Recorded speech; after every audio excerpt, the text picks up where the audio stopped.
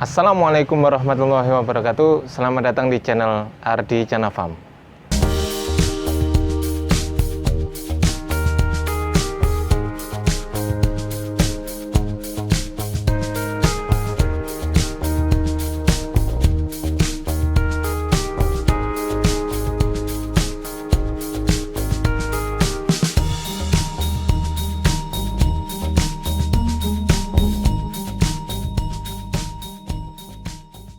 Assalamualaikum warahmatullahi wabarakatuh.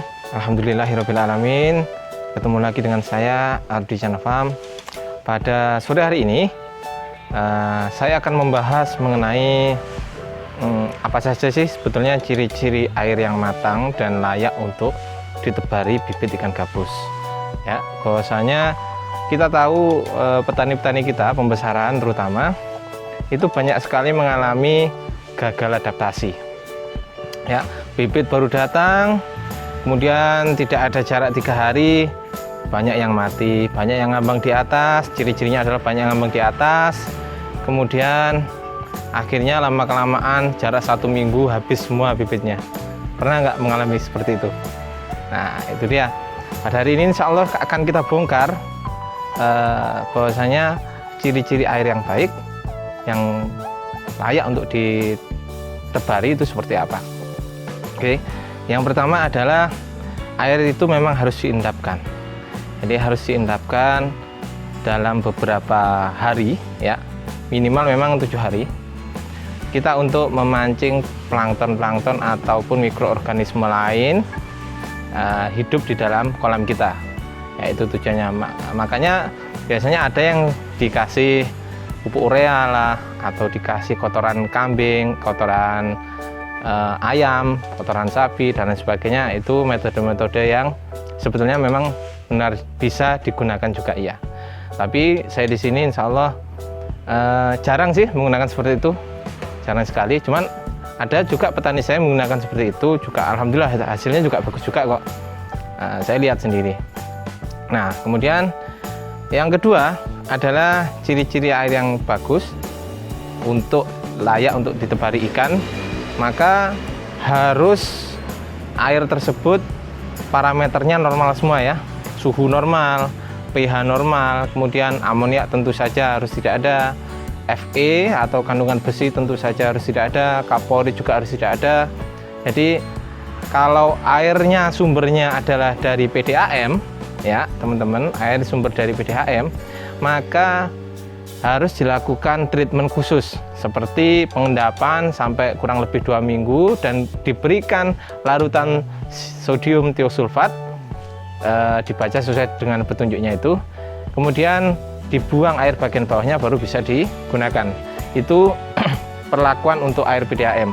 Kemudian untuk air bor atau air sumur, sebetulnya itu adalah air yang menurut saya itu aman, ya. Yang menurut saya itu aman selama di daerahnya tidak mengandung kaporit, ya, atau di daerah gunung-gunung batu kapur, ya, itu biasanya mengandung kaporit. Tapi insya Allah kalau di daerah yang aman tidak ada kandungan kaporitnya, insya Allah bisa digunakan sebagai pembudidaya ikan gabus.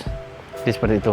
Kemudian saya juga ada sebuah video, jadi air yang sudah saya endapkan beberapa hari tampak seperti ini. Nah, ini adalah air kolam saya yang sudah saya endapkan kurang lebih 2 minggu, ya.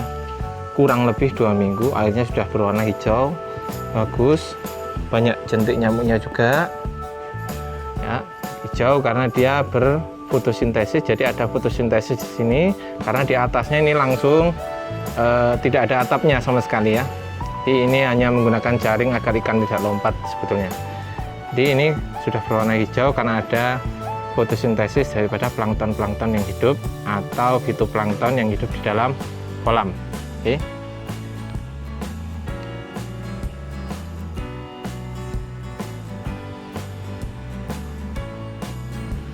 Nah, itu tadi gambar air dari kolam saya yang sudah saya endapkan beberapa minggu, ya, kurang lebih 2 minggu. Tapi itu hanya tampak kasat mata, ya. Itu hanya tampak kasat mata. Kita belum tahu parameternya seperti apa. Oke.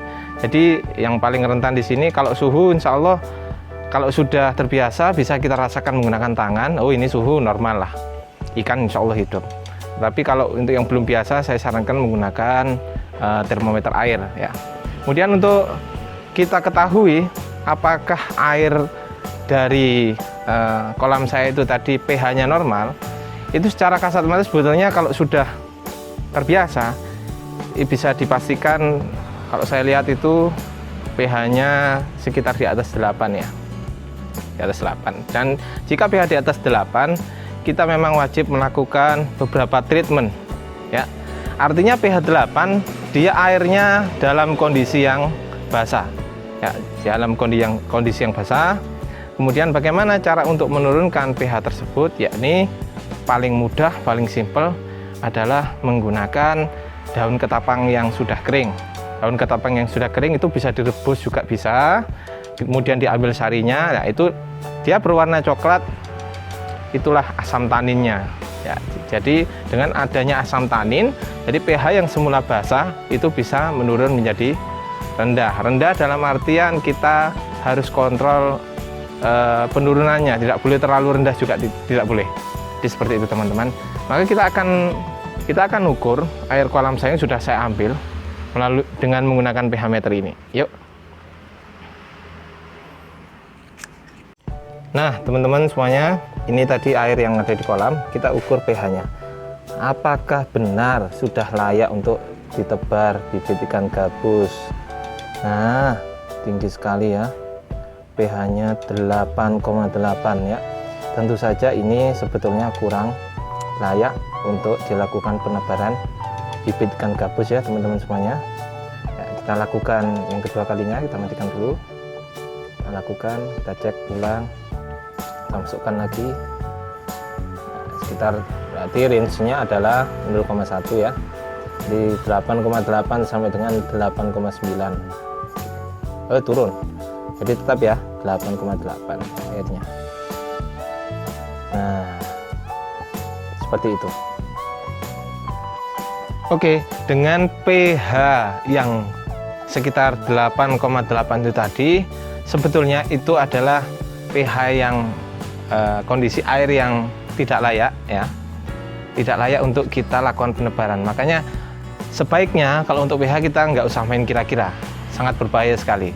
Kemudian faktor-faktor lainnya juga sebetulnya banyak. Faktor aklimatisasi atau adaptasi dari mulai beli bibit ikan gabus sampai dengan penebaran kolam itu juga memerlukan suatu treatment tertentu, yakni treatment aklimatisasi atau treatment adaptasi antara air yang sebelumnya di kolam petani pembibitan menuju ke air yang di kolam petani pembesaran. Jadi memang rawan sekali ya teman-teman, jika memang kita benar-benar tidak memperhatikan air, yang terjadi adalah banyak ikan gabus yang mati. Tapi teman-teman yang lainnya juga sebetulnya saya juga ada laporan, Mas punya saya nggak pakai alat ukur ini, nggak pakai alat ukur itu, ikan saya hidup. Ya alhamdulillah, disyukuri aja Mas kalau ikannya hidup. Karena apa? Karena kemungkinan besar memang fluktuasi pH dan suhu di kolam petani pembibitan panjenengan dengan di kolam panjenengan itu berbanding lurus, artinya tidak terpaut jauh ya range-nya, range pH dan maupun range suhunya tidak terpaut jauh. Jadi ikan nyaman-nyaman saja sebetulnya. Tetapi bagaimana yang dengan kondisi kolam yang lain? Apakah bisa disamaratakan? Tentu saja tidak. Nah, maka dari itu pentingnya kita menggunakan alat ukur ya. Pentingnya kita menggunakan alat ukur untuk mengetahui secara ilmiah, untuk mengetahui secara terukur bahwasanya air, persiapan air untuk bibit ikan gabus tersebut bisa dilakukan dengan maksimal alias matang. Apalagi jika air di kolam kita sudah tumbuh plankton-planktonnya, entah itu zooplankton ataupun fitoplankton ya. Jadi seperti itu teman-teman yang bisa saya laporkan, yang bisa saya bahas pada hari ini. Semoga bermanfaat. Kurang lebihnya saya mohon maaf. Wassalamualaikum warahmatullahi wabarakatuh. Salam albumin.